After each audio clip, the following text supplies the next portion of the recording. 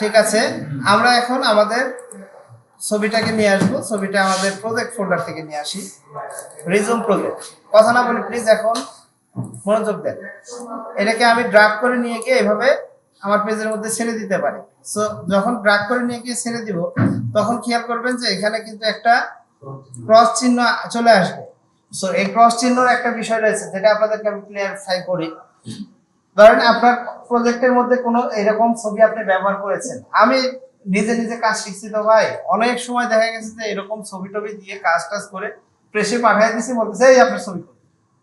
So এই ছবিটা আপনার ডেস্কটপের যে লোকেশন আছে বা আপনার কম্পিউটারের যে লোকেশন আছে সেটার সাথে ছবিটা লিংক করা থাকে। সো যখন ওই কম্পিউটারে চলে যান, ওই কম্পিউটারে তো আর এই ছবিটা নাই, তাই তখন ওইটা ওখান থেকে গায়েব হয়ে যায়। সেই গায়েব যেন না হয়ে যায়, এই জন্য আমাদেরকে করতে হয় হচ্ছে ইমবেড। কি করব? এমবেড। এটা কিন্তু খুব গুরুত্বপূর্ণ একটা বিষয়, এটা মনে রাখবেন। কোন ছবি, হ্যাঁ ছবি এখানে ড্রাগ করে নিয়ে এসে যদি সারেন বা ফাইল থেকে প্লেস করে যদি আপনি সারেন, প্লেসে গেলেন, প্লেস করে তারপরে আমাদের প্রজেক্ট কোথায়, ডেস্কটপে, তারপরে ডেস্কটপ থেকে রিজুম প্রজেক্ট, এই যে এখানে ক্লিক দিয়ে প্লেসে ক্লিক দিলেন, ঠিক আছে? তখন এই যে ক্রস চিহ্ন আসবে, একই কথা। ডান দিকে এসে ছেড়ে দিলে এরকম হবে, প্লেস করলেও এরকম হবে। দেন আমাদের এটাকে ইমবেড করতে হবে, এটা হচ্ছে প্রথম কাজ। ওকে, সো আমরা এই কাজটা করব। সো যাই হোক, এখান থেকে আমরা এই রিজুমটাকে, আমাদের যেহেতু A4 সাইজ পেজ, সো এখানে অ্যালাইনমেন্ট নিয়ে একটা কথা বলছি। আচ্ছা, অ্যালাইনমেন্ট নিয়ে একটা বিষয় রয়েছে এখানে। অ্যালাইনমেন্টের কিছু ফাংশন রয়েছে, যেমন align two selection, align two artboard. ঠিক আছে, অ্যালাইন টু আর্টবোর্ডের কাজ হচ্ছে আমাদের এই যে আর্টবোর্ড কোনটুকু অংশ, এই যে আমাদের যে পেজটা রয়েছে যতটুকু দেখা যাচ্ছে, এটা হচ্ছে আমাদের আর্টবোর্ড। আমরা কি সাইজের পেজ দিয়েছিলাম? A4 size. সো এখন এই আর্টবোর্ডের যে কিনারা আছে এই বরাবর অ্যালাইনমেন্ট হয়ে যাবে। দেখেন আমি যদি লেফটে মারি, একদম আর্টবোর্ডের ওই কিনারা বরাবর চলে গেল। একটা অবজেক্ট, কিন্তু একের অধিক অবজেক্ট নিয়ে আমরা অ্যালাইনমেন্ট করা শিখেছিলাম ফটোশপে, মনে আছে? সো একটা অবজেক্ট হলে সেক্ষেত্রে অ্যালাইন টু আর্টবোর্ড মোড করতে হবে। এই যে দেখেন, এইদিকে ধরেন নিচে এখানে আছে, আমি লেফটে দিলাম এইদিকে চলে গেল, এবং রাইট টপে দিলাম, টপে চলে গেল। দেন এখান থেকে আমি শিফট করে এইভাবে ক্লিক এন্ড ড্র্যাগ করে আমার পেজটাকে অ্যাডজাস্ট করে নিলাম একদম পেজের সমান করে। সো এটাকে আমরা পাশে রাখছি, যেহেতু এটা দেখে দেখে আমরা আমাদের কাজটা করব। ওকে, সো এখানে কিছু বিষয় রয়েছে, যেমন আমরা যখন কোনো অবজেক্ট লেখা যখন আমাদের পেজের মধ্যে রাখবো, তখন আমরা একটা মাপ নিয়ে কাজ করব। সো দেখেন, এই লেখা থেকে তার যে নিচের লেখাটা কতখানি দূরত্বে রয়েছে, আমি এরপর উপরে একটা মানে বক্স তৈরি করলাম, বা অথবা এই বক্সটাকে না দিয়ে আমি একটা লাইন দিয়ে এটা চেক করে দেখতে পারি। যেমন এইটা হচ্ছে আমাদের ধরেন এটা যদি আমরা বেজ লাইন হিসেবে ধরি, এইটা আমাদের লেখার বেজ লাইন হচ্ছে ছোট হাতের অক্ষর হলে মাঝের অংশটা, তাহলে শিফট ধরে একবার, দুইবার, তিনবার, চারবার, পাঁচবার, অর্থাৎ 50 পিক্সেল ফাঁকে আরো একটা লেখা এখানে দেওয়া আছে। শিফট ধরে একবার অ্যারো কি চাপলে 10 পিক্সেল করে যায়, বুঝতে পারছি? সো প্রথমে আমরা, আচ্ছা যেহেতু ইলাস্ট্রেটরে আছি, আমরা শেপ নিয়ে কাজটা শুরু করি। প্রথমে আমাদের কাজ হচ্ছে একটা এরকম একটা শেপ তৈরি করে নাও। জাস্ট কি দিয়ে নিব? রেক্ট্যাঙ্গুলার টুলস দিয়ে এরকম একটা শেপ তৈরি করে নিব, মোটামুটি এত বড়। ওকে, দেন এখান থেকে আমরা কালারটা পিক করে নিব এই পাশ থেকে। ওকে, আচ্ছা এরপরে যে ইয়েটা রয়েছে, আমরা পেজটাকে একটু দেখি কতখানি এদিকে কতখানি রাখা হয়েছে। আচ্ছা, এর আগে আমাদের কন্ট্রোল আর চেপে একটু রুলারটা ওপেন করে নিতে হবে। কন্ট্রোল আর তে কি আসবে? রুলার। এবং আমরা এই যে মাপটাকে মানে ইঞ্চিতে দেখবো না সেন্টিমিটারে, সেটা এই রুলারের উপরে রাইট মাউস ক্লিক করলে আপনি এখান থেকে ইঞ্চিস করে নেবেন, তাহলে আপনি ইঞ্চিতে পরিমাপ দেখতে পাবেন। আমি যখন এই অবজেক্টটাকে এখান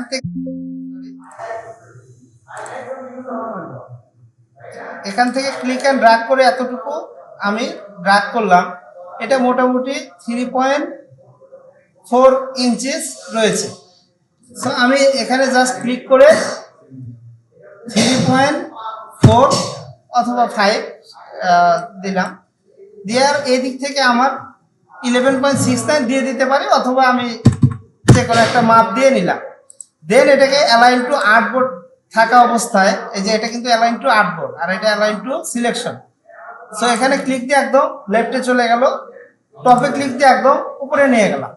এরপরে আমরা পেজের একটু নিচ দিকে আসবো, এসে দেখবো কতখানি শর্ট রয়েছে, এইটুকু আমরা টেনে এইভাবে বড় করে দিতে পারি, অথবা একবারেই 11.69 মাপটা দিয়ে দিতে পারি, যেটা আপনার ইচ্ছা। বুঝতে পারছি? ওকে।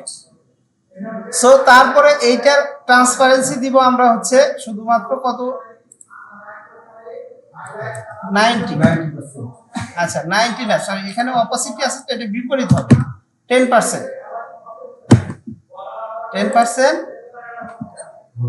আমরা ইয়ে করে দিলাম। দেন এখান থেকে আমরা একটা ব্লেন্ডিং মোড ব্যবহার করতে পারি। এখানে একটু খেয়াল করি,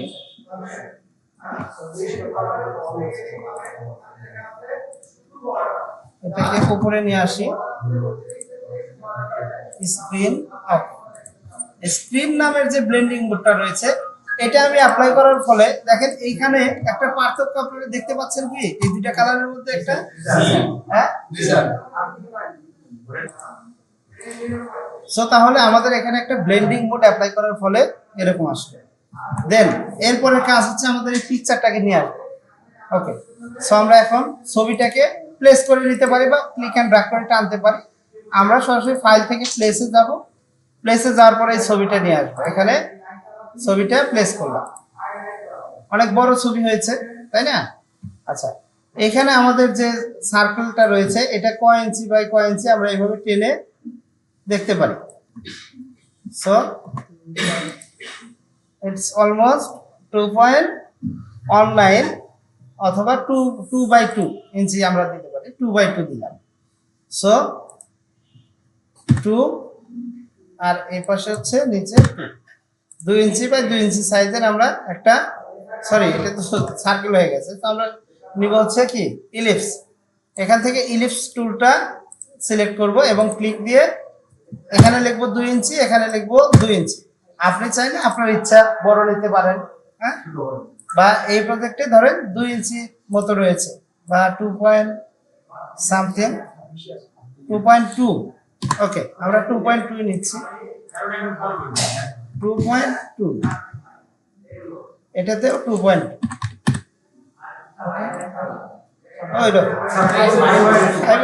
আচ্ছা 2 আর 5 এক জায়গায় তো। আচ্ছা, আমরা জাস্ট যে কোনো একটা ছবির যে কোনো এক জায়গায় এটাকে রাখলাম। ভালো করে খেয়াল করো, এটা ধরা আছে, তাহলে আরো একটা অবজেক্ট আমাকে সিলেক্ট করতে হবে। কি চাপবো? খুব আস্তে সাউন্ড শোনা গেল।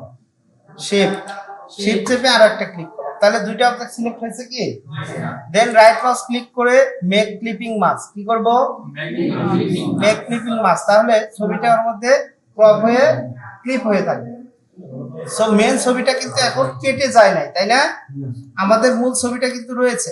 সো এই ছবিটা সিলেক্ট করার জন্য আমাকে এখান থেকে ডাইরেক্ট সিলেকশন টুলে যেতে হবে। কোন টুলসে? ডাইরেক্ট সিলেকশন টুলস, এটা। সো ডাইরেক্ট সিলেকশন টুল নিয়ে আমরা ছবির উপরে একটা ক্লিক করব।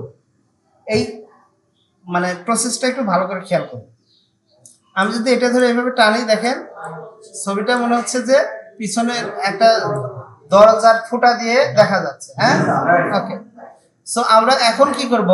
সিলেক্ট মানে এটাকে জাস্ট সিলেক্ট করার পরে দেন চলে যাব হচ্ছে মুভ টুলে, শর্টকাট হচ্ছে ভি। এরপরে কর্নার থেকে ছবিটা প্রপোর্শন অনুযায়ী ছোট বড় করার জন্য আমরা কি চেপে করব? আচ্ছা, শিফট চেপে, ক্লিক ধরে শিফট চেপে এভাবে ছোট করে নেব। দেন আবার আমি চলে আসবো হচ্ছে কোন টুলসে? ডাইরেক্ট সিলেকশন টুলস, অথবা কোনো টুলসে না গিয়ে যেহেতু ছবি ওইটাই সিলেক্ট করা আছে, আমি অ্যারো দিয়েও এইভাবে সরাতে পারি। শিফট ধরে দিলে দ্রুত যাবে। ওকে, ক্লিয়ার, পজিশন হয়ে গেছে। সো আমার যদি মনে হয় আর একটু বড় হইতো ছবিটা, আর একটু আপনি বড় করে নিলেন, মাথা কেটে গেলে একটু নিচে নামায় দিব অ্যারো দিয়ে। Okay, I think position is perfect. Then এখন আমার ছবিটা কিন্তু সুন্দরভাবে ক্রপ হয়ে গেছে। এখন আমি এটাকে আমার এখানে প্লেস করব। এখন এখানে প্লেস করার বিষয়েও একটা কি কথা রয়েছে। আচ্ছা, ভালো করে খেয়াল করতে হবে, আমার সম্পূর্ণ অবজেক্টটা কতখানি, এখান থেকে এই পর্যন্ত, অর্থাৎ এই শেপের সাথে, তাই না? এই শেপ। সো এই শেপের মাঝামাঝি অংশে আমি ছবিটা বসাতে চাই, তাহলে এই শেপটা ধরবো এবং এই শেপটা ধরবো। এই বিষয়টা খুব ভালো করে খেয়াল করতে হবে। এখন আমি যদি অ্যালাইনমেন্ট করতে চাই, খেয়াল করেন এখানে যদি ক্লিক দেই তাহলে কোনো না কোনো অবজেক্ট, কারণ ছবিটা কিন্তু একদম সেন্টারে নাই, এই পাশে একটু কম এই পাশে একটু বেশি আছে না? সো আমি যদি এখন অ্যালাইনমেন্ট করি, দুইটাই একটু একটু সরে গিয়ে, কথা না বলি প্লিজ, দুইটাই একটু একটু সরে গিয়ে কি হবে, অ্যালাইন হবে। সো সেক্ষেত্রে আমার মূল অবজেক্টটা কিন্তু তার জায়গাটা পরিবর্তন করে ফেলেছে, এটা কিন্তু একটু এদিক সরে গেছে, ওটা একটু ওদিকে সরে গেছে। সো এটা যদি না হয়, আমরা একটা অবজেক্টকে লক মোডে রাখবো টেম্পোরারি ভাবে, সেটা কিভাবে, পজিশন লক। পজিশন লকটা কিভাবে করে, আমি কন্ট্রোল জেড দিয়েছি, এই দুটাকে আবারও সিলেক্ট করলাম, আমি সিলেক্ট করার পরে যেটাকে আমি ঠিক পজিশনে রাখবো, আমার ব্যাকগ্রাউন্ড কোনটা, এটা না? সো এটাকে ঠিক পজিশনে রাখতে হবে। আমি কি করব, ওইটার উপর আরো একটা ক্লিক দিব, দেখেন ক্লিক হয়েছে। আচ্ছা, তখন দেখবেন যে এইটার পাথের সাইজ আর এটার পাথের সাইজ সিলেকশনের মধ্যে একটু পার্থক্য রয়েছে। এটার পাথের সাইজের সিলেকশনটা কি তুলনামূলকভাবে একটু কি হয়েছে, মোটা হয়েছে, আর এটা একটু চিকন হয়েছে। এর মানে বোঝা যাচ্ছে এই অবজেক্টটা ঠিক পজিশনেই থাকবে, শুধু এইটা নয়। যেমন আমরা মার্ক টুল দিয়ে ফটোশপে সিলেকশন করে নিয়ে তারপরে কোনো কিছুকে অ্যালাইনমেন্ট করছি, মনে আছে কি? এটা অনেকটা ওইরকম কাজ করে। এখানে তো মার্ক টুল নাই, আমরা তো এটা করতে পারছি না, সেই সুবিধা এখানে নাই, তার চেয়ে ভালো সুবিধা রয়েছে। সো এইভাবে সিলেক্ট থাকা অবস্থায় এখন যদি অ্যালাইনমেন্টে ক্লিক দিই, তাহলে দেখেন একদম পারফেক্টলি মাঝখানে চলে আসছে এবং আমার ব্যাকগ্রাউন্ডের যে শেপটা ওটা কিন্তু তার নিজ অবস্থানেই রয়ে গেছে। বিষয়টা বুঝতে পারছি তো সবাই?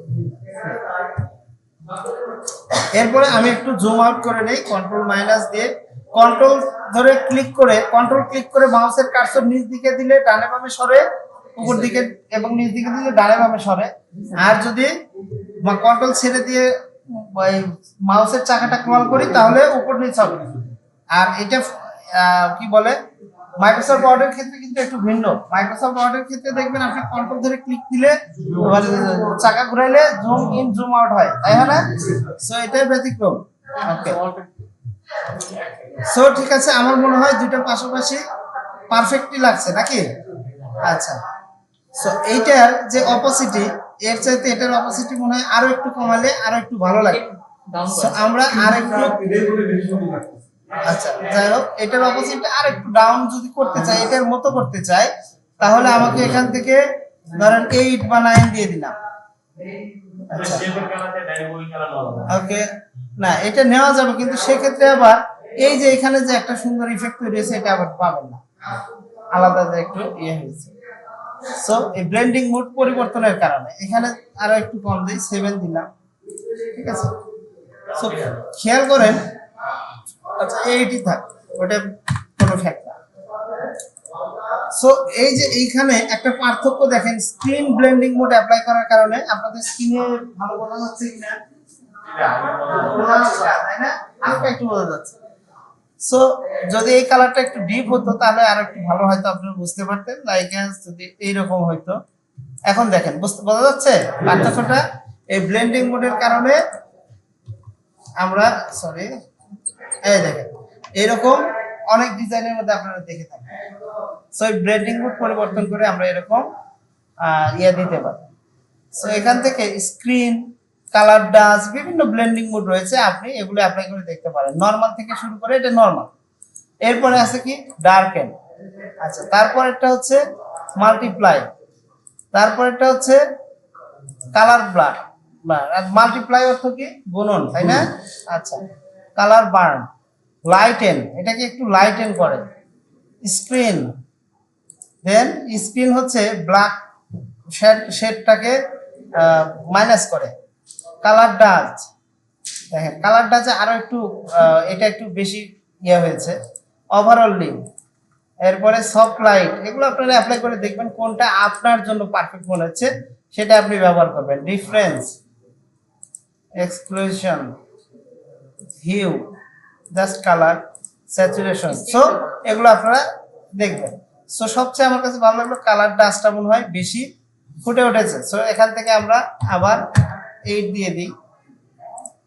এখন দেখেন পার্থক্যটা সুন্দর বোঝা যাচ্ছে। ওকে, আই থিঙ্ক ডান। এখন আমাদের কাজ হচ্ছে এই যে পার্টটা, এটা কি একই সমান দূরত্বে আছে কিনা একটু দেখে নেই। আমাদের এটা আরেকটু করে নিচে আছে। ওকে, এখন হ্যাঁ ঠিক আছে। ওকে, হ্যাঁ ওটা রুলার থেকে গাইড নিয়ে আসলাম, ওই গাইড আবার ডিলিট করে দেওয়া যায়, ডিলিট করে দিই। সো এরপরে হচ্ছে আমাদের মেইন কাজটা শুরু হয়ে যাবে। সো এখান থেকে আমার এই সেলি ব্রেডার্স এই লেখাটা আমরা চাইলে মাইক্রোসফট ওয়ার্ড থেকে কপি করে করে নিয়ে এসে বসাইতে পারি, অথবা আমি সরাসরি এখানে লিখতে পারি। আচ্ছা, সো আমি এখান থেকে কপি করে আনতে চাচ্ছি না এখন এই মুহূর্তে, আপনাদের দেখাই, এখানে করে দেখাই। সো এখানে খেয়াল করি, আমরা লিখবো হচ্ছে কি SANNY, এটা লিখবো। লেখার পরে ফন্টের সাইজটা চেঞ্জ করতে পারবো আমরা ক্যারেক্টারের মধ্যে থেকে। ক্যারেক্টারে যাব, এখান থেকে আমরা ফন্টের নাম লিখে দেব, এরিয়াল ফন্ট দিলাম, এরিয়াল বোল্ড। অন্য যে কোনো ফন্ট আপনার কাছে যেটা ভালো লাগে সেটা আপনি ব্যবহার করতে পারেন। এটাকে একটু টেনেও বড় করতে পারেন। কন্ট্রোল টি দিয়ে আপনি এখান থেকে ফন্টের সাইজ কন্ট্রোল টি দিলে এরকম টেক্সটের প্যানেল চলে আসে। অথবা এটা যদি আপনার নাও থাকে, আপনি সরাসরি ক্যারেক্টারে ক্লিক দিলে ওই একই বক্স চলে আসবে। দেখেন ক্যারেক্টার বক্স, দেখছেন একই জিনিস। এখানে বরং কিছু বেশি রয়েছে, যেটা এই যে এখান থেকে শো অপশনে ক্লিক দিলে বাদ বাকিগুলো চলে আসবে, যেটাই ক্যারেক্টারের মধ্যে আপনি পাবেন। সো আপনার ইচ্ছা আপনি কোথায় থেকে এটাকে ব্যবহার করবেন। ক্লিয়ার?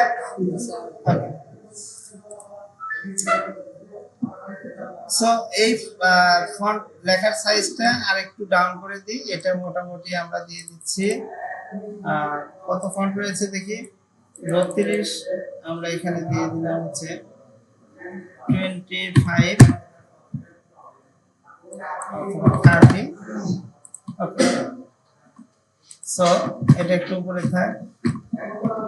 এরপর এখান থেকে শিফট ধরে এবং কন্ট্রোল অল্টার শিফট 3টা আমি একসাথে ধরি, এটা আমার অভ্যাস।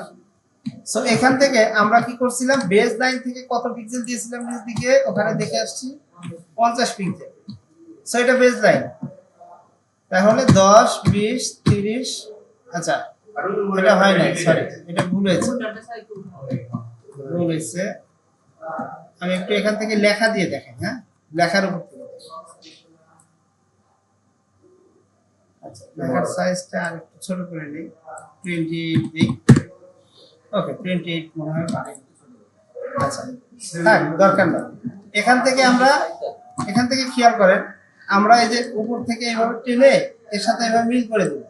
তারপরে 10 20 30 30 30 বা 35, 30 দিয়ে 1 2, আচ্ছা 32 বা 35, আমরা 30 30 দিয়ে দিই। সো তাহলে আমরা কি করব, এটা দিয়েছি 28 ফন্ট, 28। এটাকে এইভাবে টেনে টান দিলাম, দেন 10 20 30। ওকে, এখন এইখান থেকে আমরা এটাকে একটু বড় করে দিই। আচ্ছা এটা হচ্ছে কত দিব,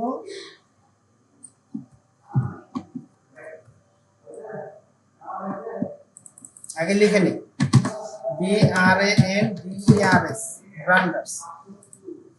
আবার একটু উপরে যাব, আমরা চাইলে এখান থেকেও মাপ নিতে পারি।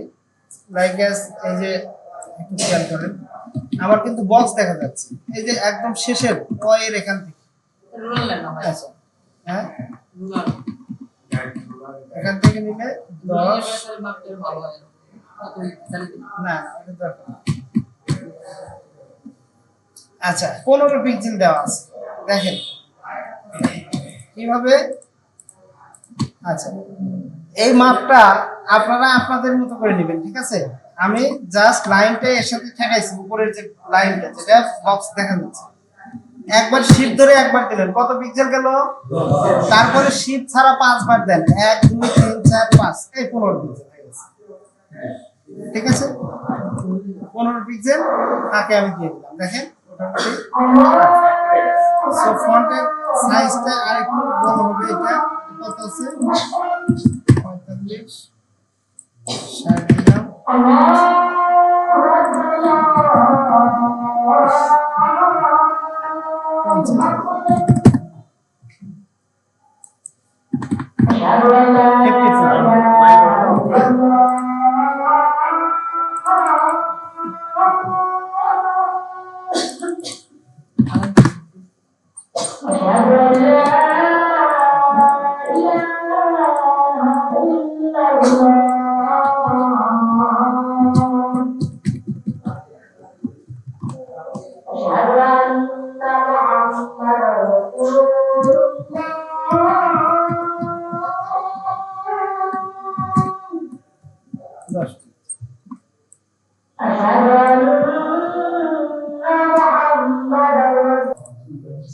তাহলে আমরা এই যে পার্টটা রয়েছে একটু খেয়াল করি।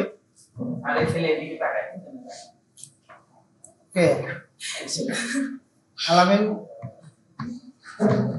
দেখেন, এটাকে আমরা এখন কি গ্রুপ করে দিচ্ছি। ঠিক আছে, গ্রুপ করে দিলাম। গ্রুপ করার পর একটু খেয়াল করি যে আমরা যদি চাই যে এই যে এটার যে টপ রয়েছে এটার সাথে যদি এটাকে মানে সোজা করে দেই, তাহলে এটাতে আর একবার ক্লিক দিয়ে অ্যালাইনমেন্টটা টপ করে দিতে পারি। বাট ওটা খারাপ লাগছে, তাই না? তো আমরা নিচ থেকে একটা মাপ দিই। আমি এটা থেকে এটা দ্রুত জাস্ট 10 পিক্সেল দিয়েছি। ঠিক আছে, ফন্টের সাইজটা বড় তো। আচ্ছা, এটা জাস্ট এটার সাথে নিচে লাগাই দিলাম। লাগাই দেওয়ার পরে 10 পিক্সেল 1 2 3 4 5 15 পিক্সেল পরিমাণ উপরে দিয়ে দিলাম। আচ্ছা, এখন আপনি যদি বলেন যে না স্যার এইখানে যে সম্পূর্ণ ফুল স্পেসটা রয়েছে আমি চাচ্ছি এটার মাঝামাঝি আসে, তো এই সাইজের তো কোনো শেপ এখানে নাই, আছে কি? তো আমরা কি করব, ম্যানুয়ালি এখান থেকে এই পর্যন্ত একটা জাস্ট রেক্ট্যাঙ্গুলার একটা বক্স নিয়ে নিব। নেওয়ার পর এইটা এবং এইটা দুটাকে একসাথে সিলেক্ট করলাম। করার পর এটাতে জাস্ট পরবর্তীতে আর একটা ক্লিক করব, তাহলে এটা আমাদের পজিশন লক হয়ে থাকলো। দেন এখান থেকে অ্যালাইনমেন্টটা সেন্টার দিয়ে দিলাম, তাহলে এটা মাঝামাঝি যাবে। কিন্তু টেক্সটের ক্ষেত্রে এই সেন্টারটা আসলে ওইভাবে হয় না। আমি বলি কারণ কি, আমি বলতে দাঁড়াবো। এর কারণ হচ্ছে আমাদের টেক্সটটা থাকে এই পর্যন্ত, কিন্তু বাউন্ডিং বক্সটা থাকে আরো দূরে। এটা আসলে বাউন্ডিং বক্সকে ফলো করে কাজ করে। দ্যাটস ওয়াই আমরা এইভাবে পরিমাপটা না করে সরাসরি একদম এটা যেমন নিচে আছে, নিচ থেকে আমরা জাস্ট 10 পিক্সেল 1 2 3 4 5 15 পিক্সেল পরিমাণ উপরে দিয়ে দিই। আপনার যদি মনে হয় 20 পিক্সেল দিলে বোধহয় আর একটু ভালো লাগতো, তাই দিতে পারেন। আচ্ছা, ওকে। আবার এই পাশ থেকে ওই পাশে নিচে যতটুকু রাখছেন আপনার এই পাশ থেকেও যদি ততটুকু রাখেন, মানে আর একটু একই রকম দুই পাশে ভালো লাগবে। 10 পিক্সেল 1 2 3 4 5 দুই পাশ থেকে 15 পিক্সেল 15 পিক্সেল পরিমাণ আপনি ফাঁকে দিয়ে দিবেন। এখন এই যে লাইনটা আছে এই লাইনের বরাবর আপনি একটা গাইড এনে এখানে রেখে দেন। এর পরবর্তী থেকে এই বরাবর যতগুলো লাইন হবে সব এই গাইডের বরাবর। ঠিক আছে, আচ্ছা। এবং এই পাশে উভয় পাশে কিন্তু একটু মার্জিন রাখতে হবে। তো আমরা ওই ডিজাইনে দেখি কতখানি পরিমাণ মার্জিন রাখা হয়েছে। এখান থেকে একটু ড্রাগ করি অ্যাবাউট 4-5 ইঞ্চি, অর্থাৎ এখানে 0.45 ইঞ্চি, অর্থাৎ হাফ ইঞ্চির চাইতে একটু কি একটু কম দেওয়া হয়েছে। সো আমরা এই সাইজের একটা শেপ নিয়ে অ্যালাইনমেন্ট থেকে বাম পাশে এইভাবে দিয়ে দিলাম। দেন একটা গাইড টেনে এনে যদি আমরা এখানে এটার বাউন্ডিং বক্স এই যে এটার পয়েন্ট বরাবর যখন অ্যানকোড লেখা উঠবে তখন গিয়ে ছেড়ে দিলাম, তাহলে ওখানে একটা কি হয়ে গেল, আমার মার্জিন হয়ে গেল। ওকে, দেন আমরা একটু এই পাশে আসি। এই পাশেও কিন্তু একটু এই শেপের মধ্যে মার্জিন রাখা হয়েছে, কিন্তু প্রথমে আমরা ওই পাশেও হাফ ইঞ্চি পরিমাণ মার্জিন দিব। সো আরো একটা গাইড কন্ট্রোল অল্টার ধরে কপি করে হাফ ইঞ্চি পরিমাণ এখানে দিব। সো এখন খেয়াল করি, আমরা যদি চাই যে মার্জিনটা সরাসরি ধরেন একদম পেজের এখানে আছে, এর আগে কি দিয়ে দেখালাম, একটা শেপ নিয়ে তারপর শেপের বর্ডারে দিয়েছি। এটা একটু আমি ডিফারেন্ট ভাবে দেখাই। দেখেন মার্জিনের পজিশন থেকেও আমরা এটাকে মানে এই গাইডটা যে আছে এই গাইডের পজিশন থেকে এটা আমরা আমরা এটা করতে পারি ট্রান্সফর্মের মাধ্যমে। সো এখানে আমার ওয়াইড এর পজিশন এটা রয়েছে, সরি এক্স, এক্স এর লাস্ট পজিশন কোথায় রয়েছে, একদম শেষ কিনারায়, অর্থাৎ 8.27 হচ্ছে আমাদের পেজের সাইজ, সেটার একদম শেষে কিন্তু আমাদের মার্জিনটা রয়েছে। এর মধ্যে থেকে যদি আমরা মাইনাস করে দেই, মাইনাস হচ্ছে 0.45, যদি মাইনাস করে দিই তাহলে এটা 0.45 পরিমাণ ভিতর দিকে চলে আসবে।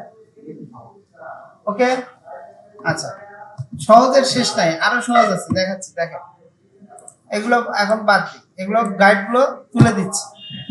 আচ্ছা আমরা জাস্ট কি করতে পারি, A4 সাইজের একটা পেজ দিতে পারি 8.27 আর তারপরেরটাতে 11.69, এটা তো আমাদের A4 সাইজের পেজ তাই না? ওই সাইজের একটা শেপ আমি নিয়ে নিলাম। বাবুরে শেপ কই দিবি? আচ্ছা যেখানেই যাক আমরা এটা কালারটা দিয়ে দিই তাহলে দেখা যাবে। ওকে, সো এখান থেকে অ্যালাইনমেন্টে গিয়ে অ্যালাইন টু আর্টবোর্ড তো করাই আছে, তাহলে আর্টবোর্ডের সমান এটা কি হয়ে যাবে, সমান হয়ে যাবে। এখন অফসেট পাথ নামে একটা ফাংশন রয়েছে, অবজেক্ট থেকে পাথ, পাথ থেকে আমরা চলে যাব হচ্ছে অফসেট পাথে, ঠিক আছে? আচ্ছা এখান থেকে আমরা চারদিক থেকে 0.45 ইঞ্চি করে কমিয়ে দিব, 0.45 ইঞ্চি, এটা চারিদিকে বেড়ে গেল। সো আমাদের কমিয়ে দিতে গেলে কি করতে হবে, এর সামনে একটা মাইনাস সাইন ব্যবহার করতে হবে, that's it. Okay, then okay press করলাম। এখন আমাদের এখানে কয়টা শেপ হয়েছে, নতুন একটা শেপ তৈরি হয়ে যাবে ওই সাইজে। পিছনের শেপটাকে আমরা ডিলিট করে দিলাম। ওকে, শুধু এটাকে রাখলাম, এটা আমার হচ্ছে পেজের সাইড মার্জিন, চারপাশের কি মার্জিন। সো এই মার্জিনটাকে আমি ফিল স্ট্রোক দুইটাকেই নান করে দিলাম, দিয়ে যদি এখান থেকে সরাসরি কন্ট্রোল 5 কি কন্ট্রোল 5 প্রেস করলে দেখবেন যে কোনো অবজেক্ট সেটা গাইডে পরিবর্তিত হয়ে যাবে। এই যে দেখেন গাইড হয়ে গেছে, হ্যাঁ এটা তখন কোনো প্রিন্ট হবে না, কিন্তু এটা একটা গাইড হয়ে গেছে। এইভাবে আপনি চারপাশ থেকে একটা মার্জিন নিয়ে নিতে পারেন। ওকে, আচ্ছা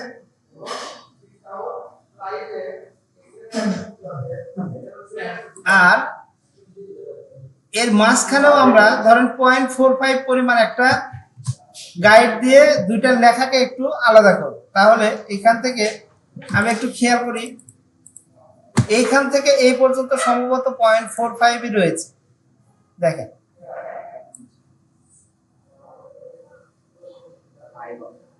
5 আছে, 0.5 আছে, সো আমরা 45 দিই, সমস্যা নাই। আচ্ছা তাহলে এই শেপটাকেই কিন্তু আমরা কপি করতে পারি, Ctrl+C Ctrl+F, যেখানেই কপি সেখানেই পেস্ট, পেস্ট ইন ফন্ট যেটার নাম। সো এটা এরকম আছে। এই শেপটাকে যদি আমরা আচ্ছা আচ্ছা ওইটাই থাক, এটা ট্রান্সফর্মে গিয়ে এটার সাইজটাকে আমরা পরিবর্তন করে দিতে পারি, হাইট ওয়েটের এখানে আমরা লিখে দিলাম 0.5, তাহলে এটা কি হবে, হাফ ইঞ্চি পরিমাণ ওয়াইড হবে। আচ্ছা এটাকে নিয়ে আমরা একদম মাঝামাঝি বসাবো। সো তার আগে এটার ফিল স্ট্রোককে একটু নান করে নেই, নেওয়ার পর খেয়াল করেন এখানে সেন্টার নামে একটা পয়েন্ট রয়েছে, এই সেন্টার পয়েন্টটাকে ধরে টেনে নিয়ে গিয়ে একদম এই ইয়া বরাবর ছেড়ে দেন, তাহলে দেখেন এর দুই পাশে কিন্তু আমরা চাইলে এখন গাইড টেনে নিয়ে এসেও বসিয়ে দিতে পারি। এই পয়েন্টের উপরে একটা,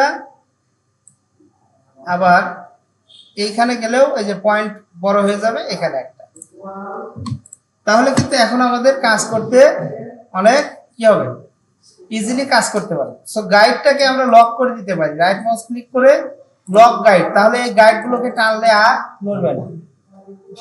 ঠিক আছে, আর এই শেপটাকে আমরা ডিলিট করি, এইভাবে গাইড দিতে পারি। আর চারপাশ থেকে টেনে যদি আমরা বলি যে আনলক গাইড করি একটু, এইভাবে গাইড টেনেও আমরা প্রত্যেকটা গাইডের উপরে এইভাবেও গাইড নিতে পারি। সো গাইড নেওয়ার মূল উদ্দেশ্যটা হচ্ছে আমার ডিজাইনটা যেন সেফ জোনের মধ্যে থাকে, ঠিক আছে? তাহলে আগের যে গাইডটা ছিল এই গাইডটা আমরা ডিলিট করে দিতে পারি।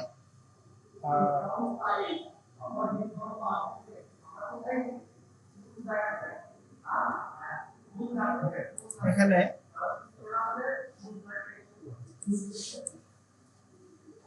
কোনো কিছুকে যদি আমরা গাইড বানায় নেই, সেটাকে আবার রিলিজ করে দেওয়া যায়, রিলিজ গাইড, তাহলে সেটার গাইড থাকবে না, ঠিক আছে? জাস্ট একটা শেপ হয়ে যাবে। সো এখন আমরা রাইট মাউস ক্লিক করে গাইডকে লক করে দিব, লক গাইড করে দিব।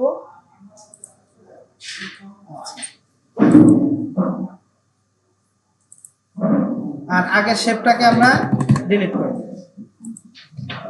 সো এগুলো আসলে মেজারমেন্টের বিষয়, একটু মনে হয় আপনাদের কাছে লাগতে পারে, এলোমেলো মনে হচ্ছে, তাই না?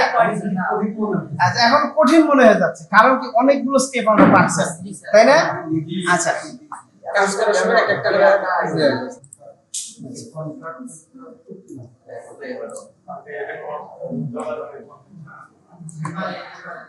এটাকে স্ট্রোক লাইন দিয়ে দিব, ফিন রান করে দিব।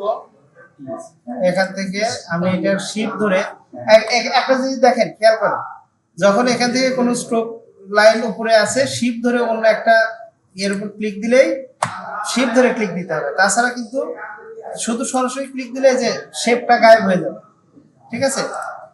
আচ্ছা, কন্ট্রাক্ট তো নাকি কি আছে? ও সরি এটা কন্ট্যাক্ট হবে, যাই হোক, সরি ফন্টটা একটু বোল্ড হবে।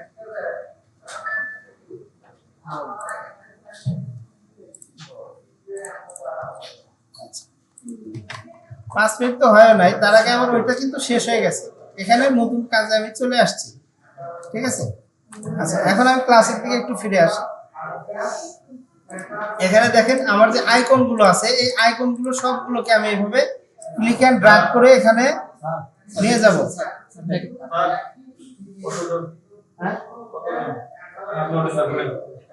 প্লেস করে নিয়েছি, এখন প্রত্যেকটাকে ভেক্টরে কনভার্ট করে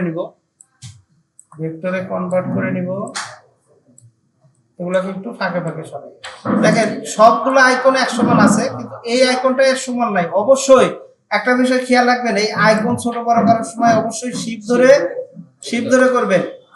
আচ্ছা, দেখেন এইটার হাইটের সাথে আমরা ম্যাচ করে নেই। আচ্ছা, এটার স্ট্রোক গুলো একটু আসলে বেশি মোটা রয়েছে, একই গ্রুপের না তো। ওকে, আচ্ছা, একটা শেপের মধ্যে মাপতে হবে।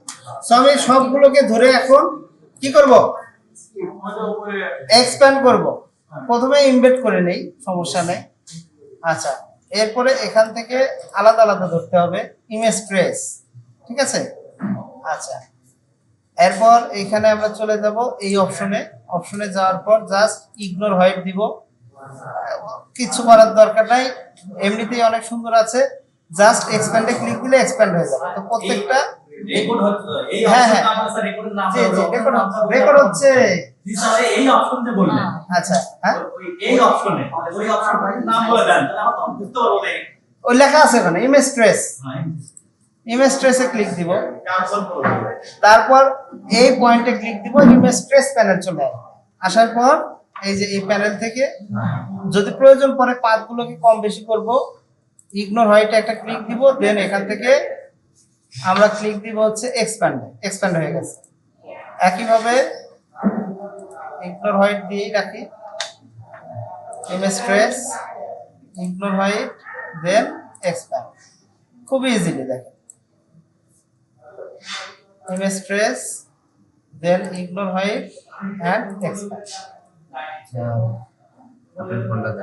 এক্সপ্যান্ড করতে পারবো তো আমরা, ট্রেস করতে পারবো না চন্দ্রা? আচ্ছা, প্রত্যেকটা আইকনকে একসাথে ধরে দেন বড় ছোট করবেন, তাছাড়া যেহেতু সবগুলো একই সাইজের আইকন, সো প্রত্যেকটা আইকনকে একসাথে ধরে তারপরে এইভাবে বড় বা ছোট করে নেবেন। ওকে, আচ্ছা, দরকার নাই তো। ছোট করব না।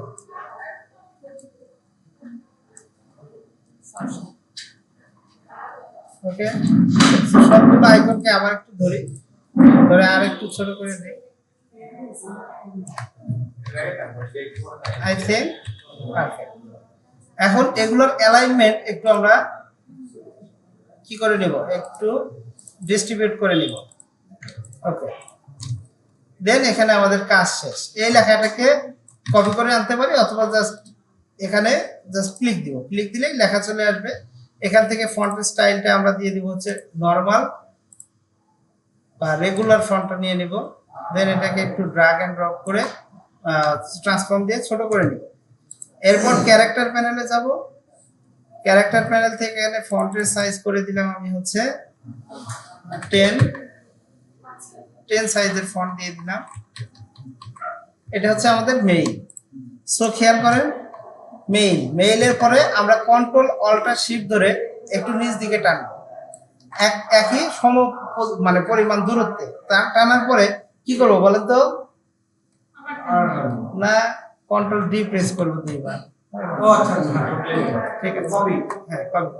এরপরে আইকনের সাথে ক্লিক করে আইকনটাকে পজিশন লক করে অ্যালাইনমেন্ট করব। এইভাবে প্রত্যেকটা প্রথমে আমি আইকনের পজিশন লক করে অ্যালাইনমেন্ট করে নিচ্ছি। ওকে,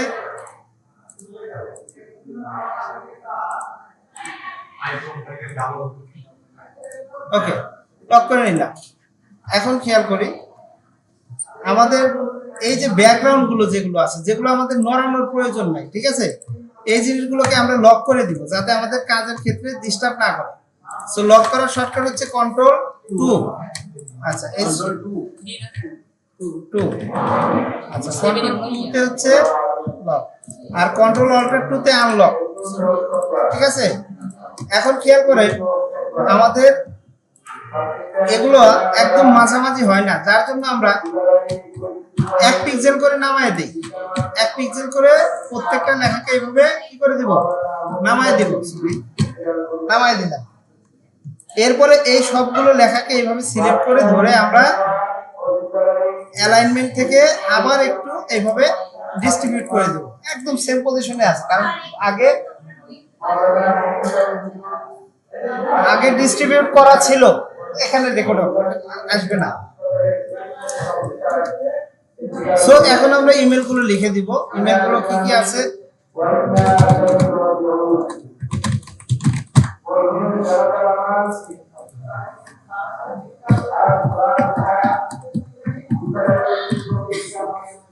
বেশি হয়ে গেছে।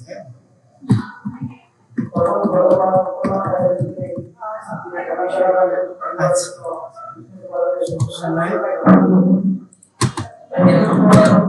আচ্ছা, এরপরে আছে লোকেশন।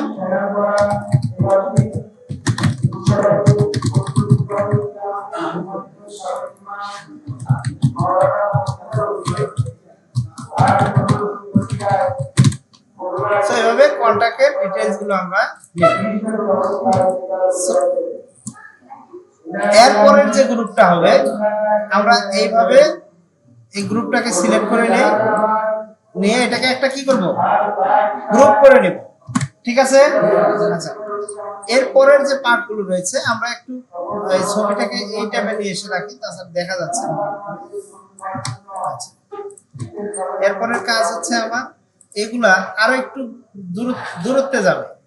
সো আমরা এগুলোকে আনগ্রুপ করে নিই। আবার খেয়াল করেন এই দুইটা করে পয়েন্টকে, গাইডটা লক হয়ে আছে, আনলক হয়ে আছে, লক করে নিলাম। এইভাবে ক্লিক এন্ড ড্র্যাগ করে সিলেক্ট করবে এবং গ্রুপ করবে।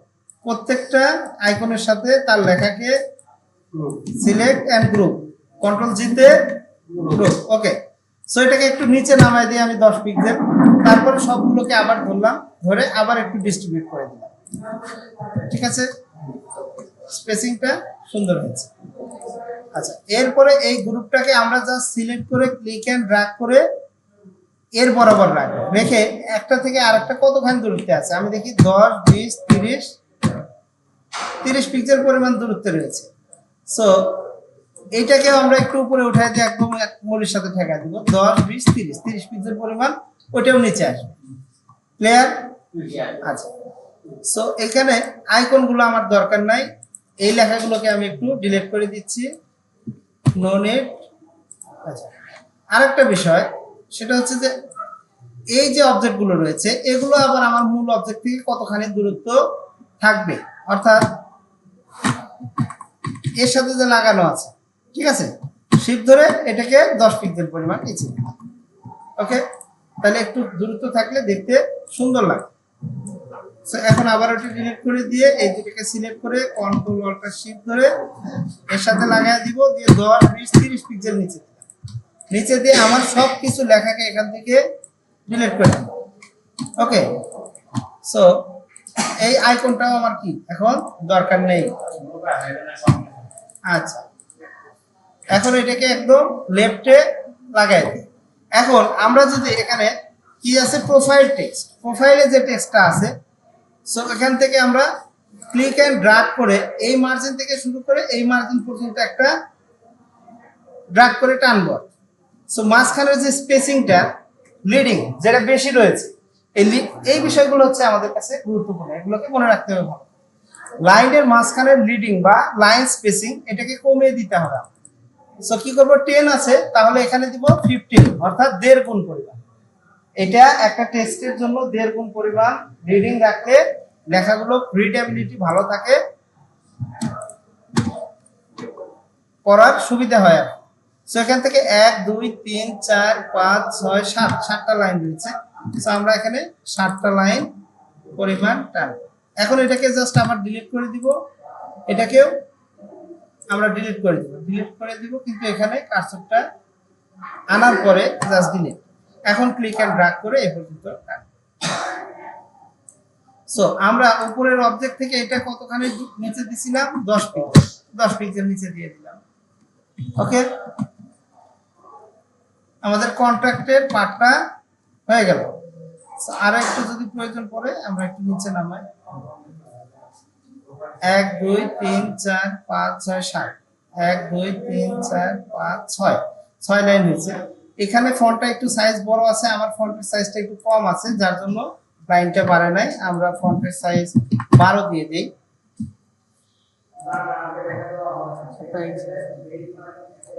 12 দিই, 11 দিলাম, 12ই থাক, ঠিক আছে।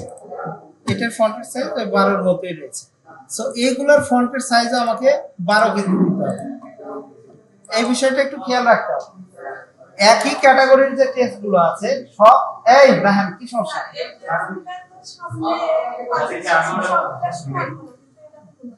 কি কিসের কথা বলা?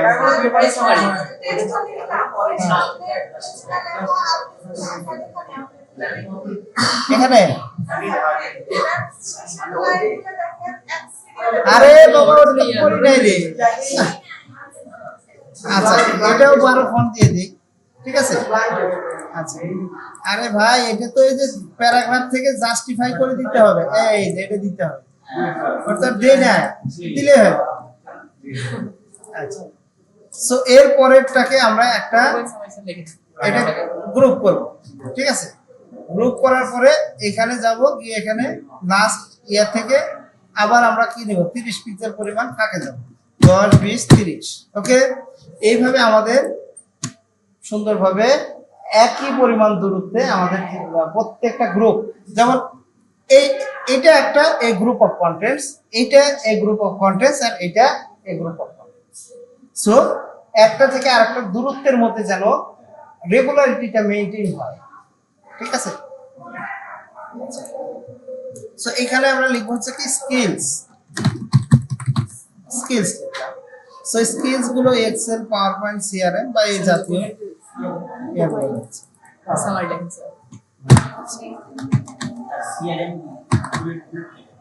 সিআরএম কি বেন, এক্সেল। আচ্ছা, এখানে বুলেট থেকে দিব না, ইলাস্ট্রেটরের ক্ষেত্রে এইভাবে দেওয়া যাবে না। কি করতে হবে, আমরা কোনো লেখাকে কনভার্ট টু পয়েন্ট টাইপ করে দিতে পারি, তাহলে এটার বক্স মোডে থাকবে না, ঠিক আছে। এটার সাথে অ্যালাইনমেন্ট দিয়ে কই পেলেন, আচ্ছা এটা তো চা খা ঠিক জি আচ্ছা সো এখানে কি এক্সেল ওয়ার্ড পাওয়ার পয়েন্ট আপনি যা যা জানেন সেই বিষয়গুলো দেখবেন। সো এখানে একটা থেকে আরেকটার দূরত্ব 10 পিক্সেল পরিমাণ দেয় ওকে অথবা জাস্ট এইভাবে ক্লিক এন্ড ড্র্যাগ করেন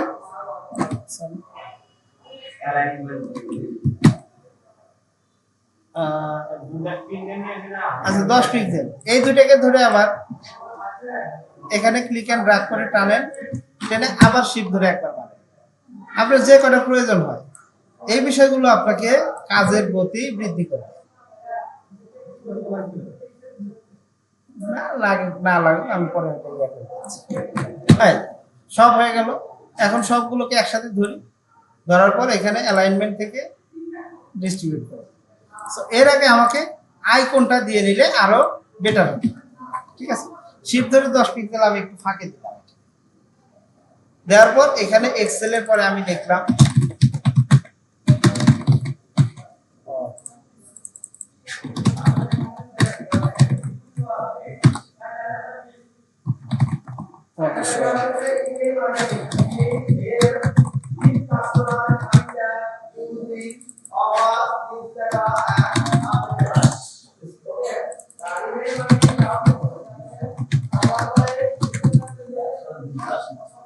আচ্ছা তো সমস্যা নেই আমাদের এখানে এটা আমরা বাকিটা ডিলিট করে দিলাম আমরা এই 5টা স্কিল সাপোজ রাখি এখন আমি কি সিম্বলটা ইনসার্ট করে দেখাবো জি জি আচ্ছা সো আমরা ইনসার্ট থেকে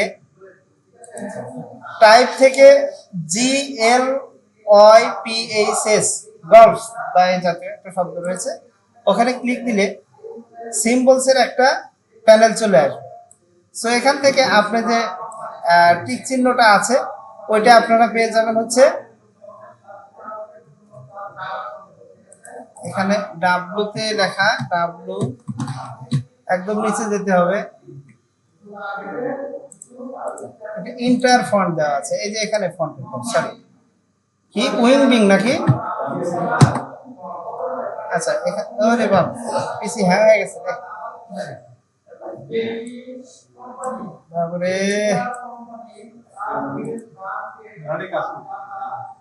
আচ্ছা এই যে দেখেন উইং বিংসই ধরে আছে নাম আমি লিখছিলাম ওই জন্য বুঝতে আসছে উইং বিংস এখান থেকে আপনি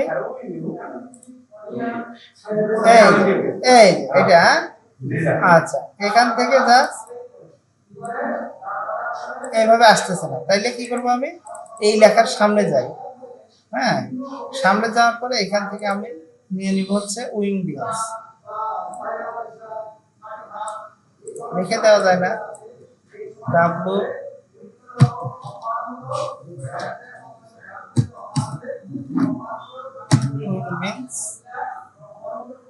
এখানে একটু দিয়ে পাই উইংস 2 আচ্ছা এটা না জি স্যার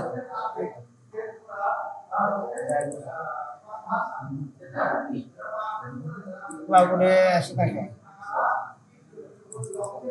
হ্যাঁ চলে আসছে দুইটা চলে আসছে আচ্ছা হ্যাঁ ডাবল এটা কিন্তু একটা ফন্ট হিসেবে চলে আসছে সো আপনি চাইলে এটাকে কাট করে নেন নেওয়ার পর এইভাবে প্রত্যেকটা লেখাকে একদম বামে কন্ট্রোল শিফট ধরে এইভাবে মুভ করে নেন নেওয়ার পর ডাবল ক্লিক করে এখানে পেস্ট করে দেন প্রত্যেকটা লাইনে গিয়ে কন্ট্রোল ভি দিয়ে এভাবে পেস্ট করে ওটার সাথে দিলেও হয়তো দিয়ে একটা স্পেস দিলে তাও হতো কিন্তু যেহেতু আমাদের সুযোগ রয়েছে তাই আমরা এখান থেকে 1 2 3 4 5 তাহলে আমরা আরো 5 পিক্সেল পরিমাণ জায়গা বাড়াই দিলাম ঠিক আছে আচ্ছা এরপরের পার্টটা তো দেখেন একদম ইজি কারণ পরে হচ্ছে ল্যাঙ্গুয়েজ তো আমরা এইটাকেই ধরে এখানে আবার নিচে চলে যাব যাওয়ার পর এখান থেকে শিফট ধরে 10 পিক্সেল 20 30 পিক্সেল দিলাম যাওয়ার পর এখানে ল্যাঙ্গুয়েজ রয়েছে জাস্ট 3টা আমরা 3টা ভাষা জানি সো এখান থেকে নিচের গুলো ডিলিট করে দিব এখান থেকে বেঙ্গলি ইংলিশ আর এটা কি এই আরে ভ্যাম্পায়ার না হিন্দি হিন্দি ভাই হিন্দি উর্দু খুব ভালো ভাই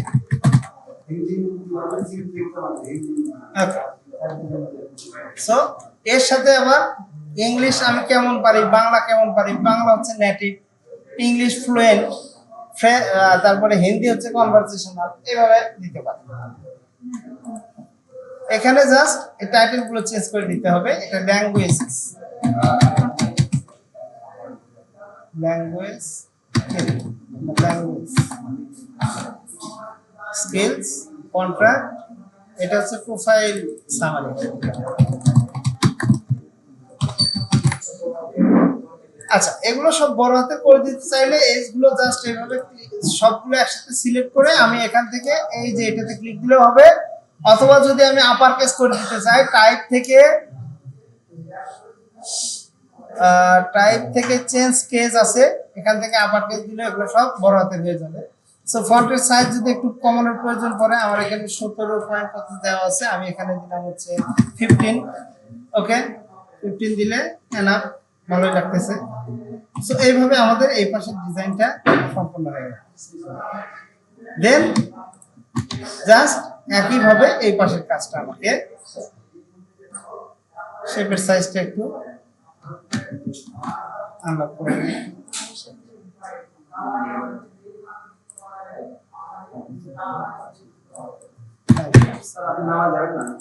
যাবে এখন একবারে সো এখন আপনারা কাজটা করতে হবে এখন যার সাথে কম্পিউটার যান কাজগুলো করেন প্র্যাকটিস করেন আজকে ক্লাসে ঠিক আছে হ্যাঁ বসো বসে